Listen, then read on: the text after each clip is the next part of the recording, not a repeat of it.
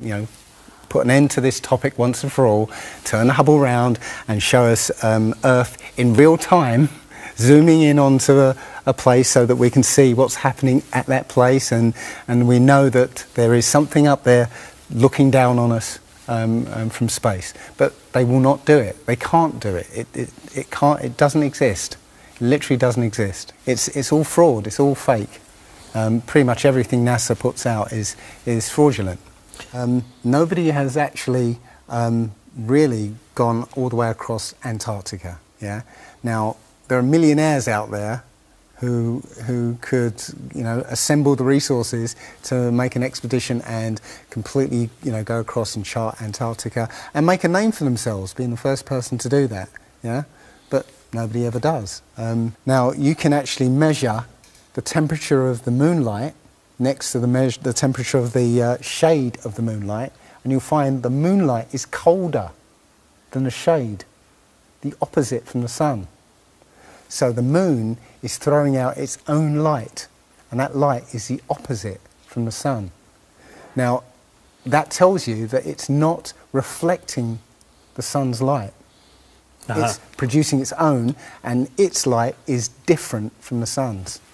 So, you know, the scientific community have not told us this, yeah, because they won't tell us this because it destroys this idea that the sun is, you know, is lighting up the moon. The other thing that's about the spinning Earth is looking at the stars. Now, directly above the axis of spin is the pole star, Polaris, okay, directly over the North Pole. And we're told that the reason that all the stars spin around the North Star is because the Earth is spinning at 1,000 miles an hour. Okay, seems to make sense because if you put a long exposure camera pointing at the North Star, you'll see the stars will make perfect circles around, perfect star trails. The only problem is the Earth is also orbiting the Sun at 67,000 miles an hour. Okay, the Sun is moving, dragging the Earth and all the planets up that way or that way at 600,000 miles an hour. So why do we see perfect circles? You know, because that's the slowest speed, that's slowest motion in that mix. And yet the Earth is moving 67 times faster that way and 600 times faster that way. So you should see the stars do all sorts of strange motions, but you don't. You only see them make these perfect circles. That tells me that it's the stars that are moving, not the Earth. If a pilot is flying around the curve of the Earth, then he should be dipping the nose down every 5 minutes. He should be dipping the nose down to stay around the curve. But the thing that really got me interested was, as you say, the gyroscope. In a plane there is an artificial horizon, okay, and it's based on a gyroscope. And if you spin a gyroscope on a surface, it will want to stay upright.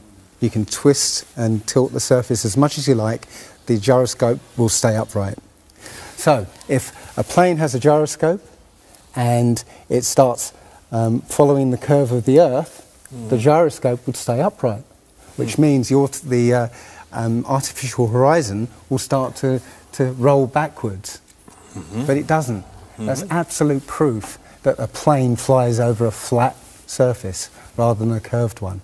Because I asked the pilot on my last flight, you know, do you ever notice the artificial horizon rolling backwards? He said, no, but the artificial horizon has complex electronics in it to make sure it knows where it is on the Earth and it compensates. But I went to the manufacturer of the artificial horizon and they confirmed to me that it's completely mechanical, nothing electronic in it whatsoever.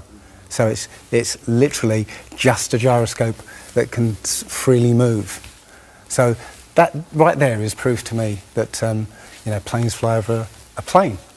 The problem is that we're taught as children, you know, this ball Earth lie, And you know, you might ask as a child, you know, what about the people in Australia? You know, they're standing on the bottom of the globe, won't they fall off?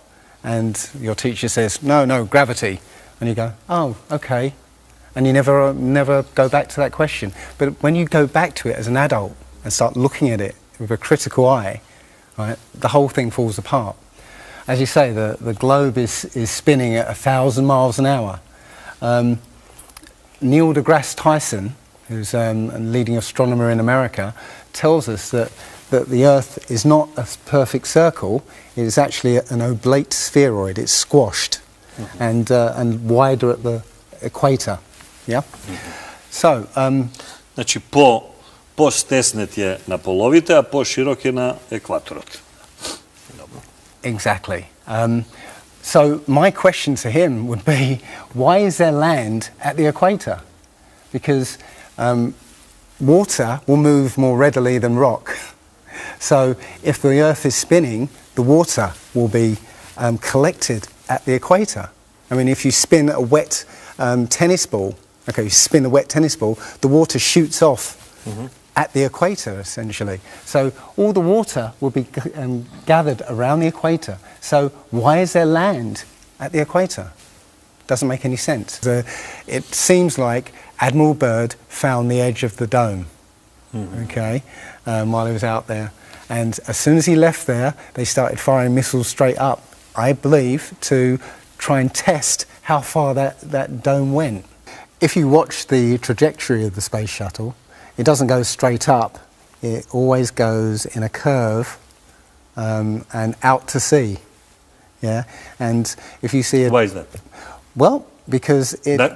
Is it normal to go straight up?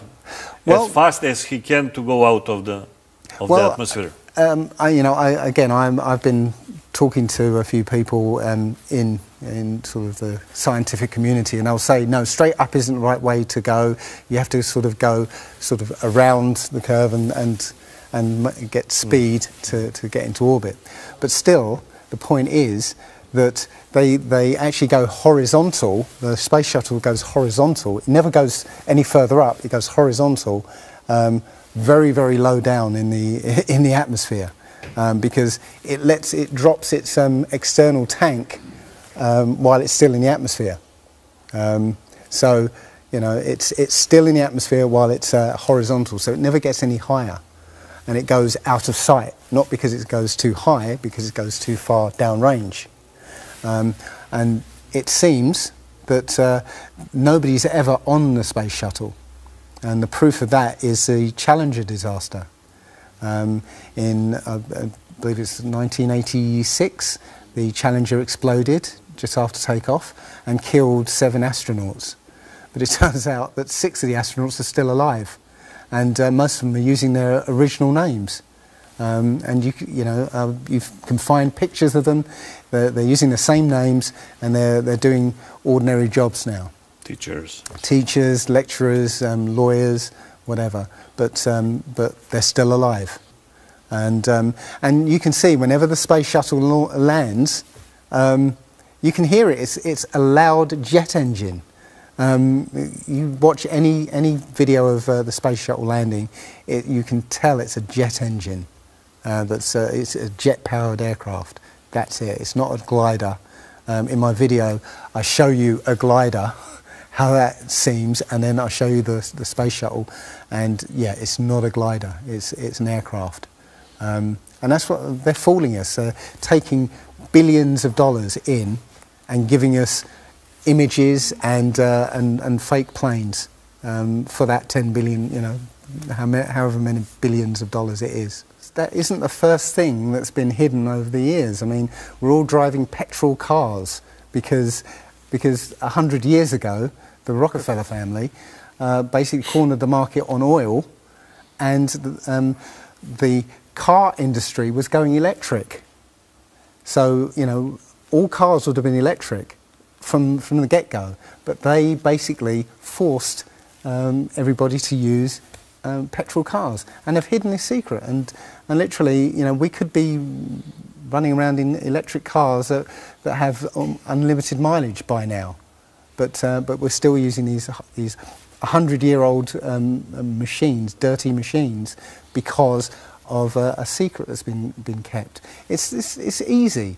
If everybody's been trained into believing that this is real, right, and there's space, and it's within our interests to explore space and you know, go to the moon, go to Mars, yeah, people will pay for it, and they're making billions.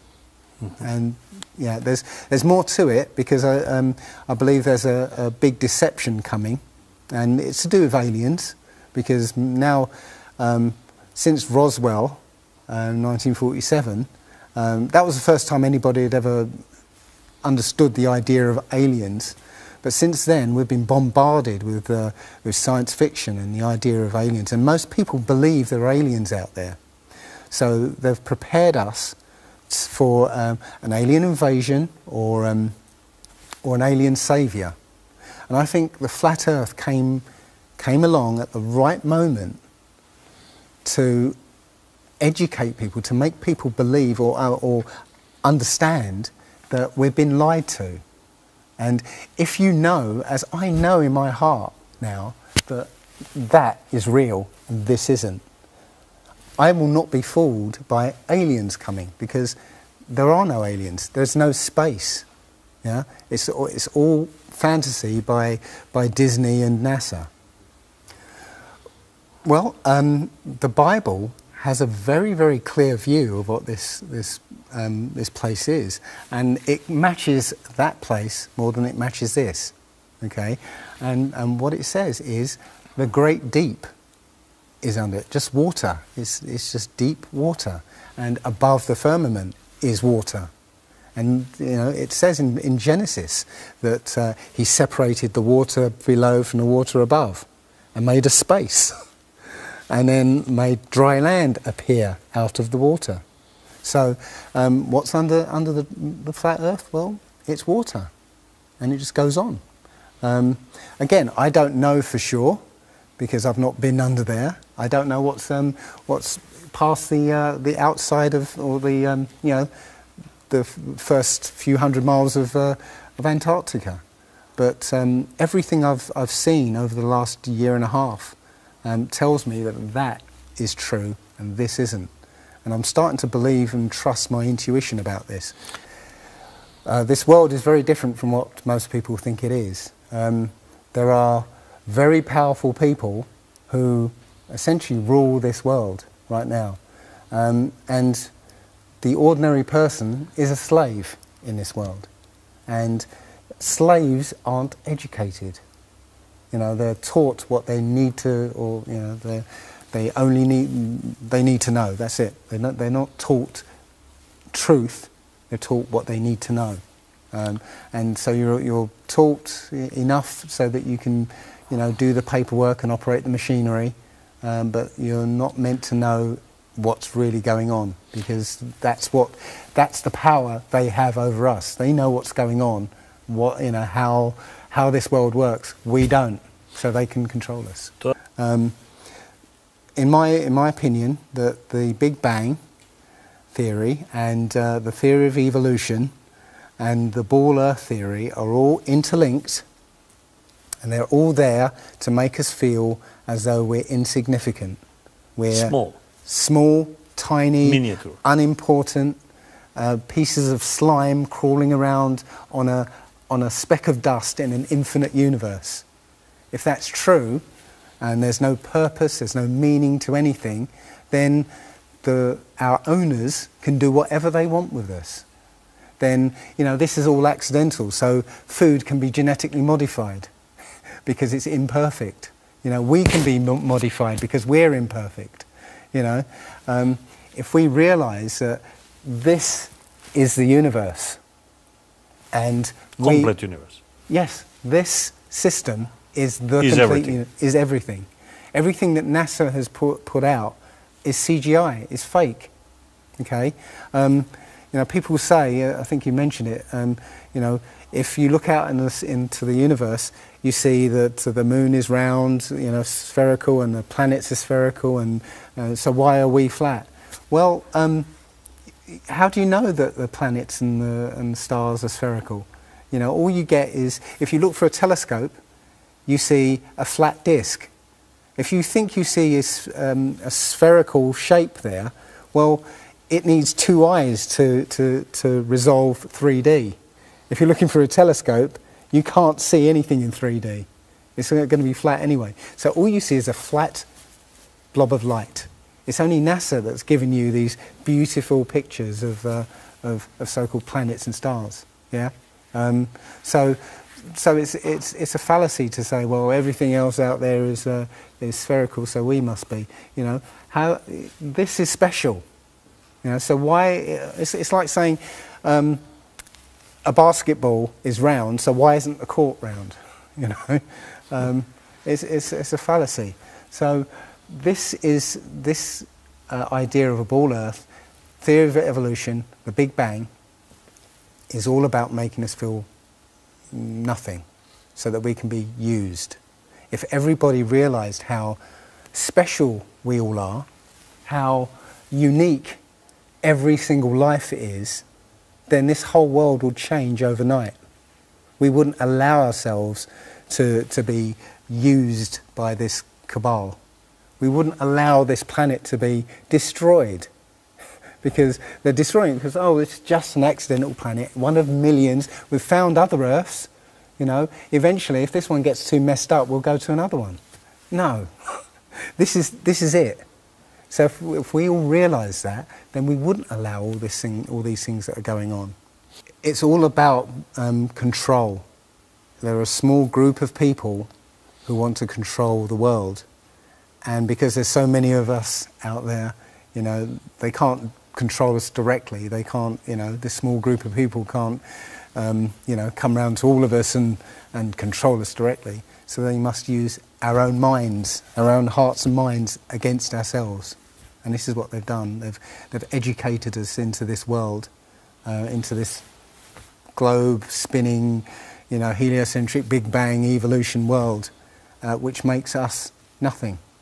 And as soon as we change that, this is amazing, because when I first started looking, it was about a year and a half ago, I looked on YouTube and there were maybe about 100 videos, not even that probably, and nobody was talking about it, right?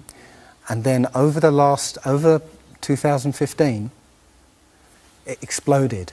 There are thousands and thousands and thousands of people looking at Flat Earth now. And what happens is that you'll watch something or read something, and something will strike a chord in your mind, and you'll think, yeah, I've always wondered that.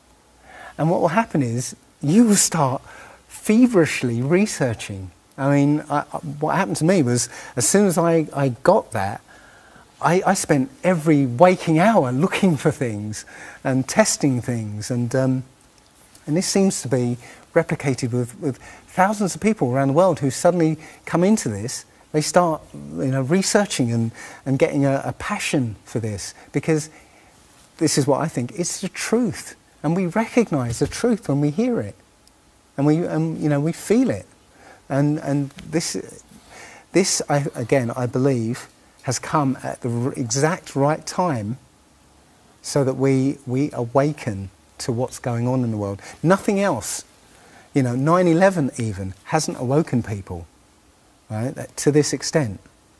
You know, for me, I've been an atheist for 40 years. From the age of 13, you know, I didn't want anything to do with God and Bibles and whatever, and religions. And now I know for a fact there is a creator. There are only two possibilities. Either there is a God or there isn't. And both of them are terrifying. Yeah. If there isn't a God, then nobody's in control. We're hurtling through space, and there's no plan, and there's no nothing, and you know, that's terrifying. If there is a God, then we'd better find out who he is and what he wants, and do exactly what he says. And it turns out that he gave us very specific instructions on how to live. And they're not rules as in, you know, laws that you know, that you must follow because you know, or put you in prison if you don't. No, these are rules to live by, to make a harmonious world. You know, don't harm anyone, don't kill anybody, don't steal from people.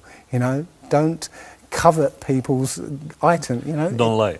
Don't lie. I mean, these things are written in our hearts anyway. Yeah, but we're in a society that that legalizes all of the 10 Commandments. You know, the policemen and soldiers can kill. They're allowed to kill. Yeah, you know. Politicians can lie. They can lie. They're lying all the time. They're lying all the time. Police have been told that they are allowed to lie to try and get to catch somebody. Yeah, they're allowed to lie. Everything in the 10 Commandments is legalized in this society. That tells you who runs this society. Yeah. So yeah, this is a profound movement. I don't like using the word movement, but it's a profound shift in consciousness for people because, and like any other topic that's come out in the last few years, this one has made people realise that they've been lied to. That tells you that it's not reflecting the sun's light. It's producing its own, and its light is different from the sun's. So, you know, the scientific community have not told us this, yeah, because they won't tell us this because it destroys this idea that the sun is, you know, is lighting up the moon. The other thing that's about the spinning Earth, it's all fake. Pretty much everything NASA puts out is fraudulent. Nobody has actually really gone all the way across Antarctica. Yeah. Now there are millionaires out there who could, you know, assemble the resources to make an expedition and completely, you know, go across and chart Antarctica and make a name for themselves, being the first person to do that. Is looking at the stars. Now, directly above the axis of spin is the pole star, Polaris. Okay. Directly over the North Pole. And we're told that the reason that all the stars spin around the North Star is because the Earth is spinning at 1,000 miles an hour. Yeah? But nobody ever does. Now, you can actually measure the temperature of the moonlight next to the temperature of the shade of the moonlight, and you'll find the moonlight is colder than the shade, the opposite from the sun. So the moon is throwing out its own light, and that light is the opposite from the sun. Now, you know, put an end to this topic once and for all, turn the Hubble round and show us Earth in real time, zooming in onto a place so that we can see what's happening at that place, and we know that there is something up there looking down on us from space. But they will not do it. They can't do it. It doesn't exist. It literally doesn't exist. It's all fraud.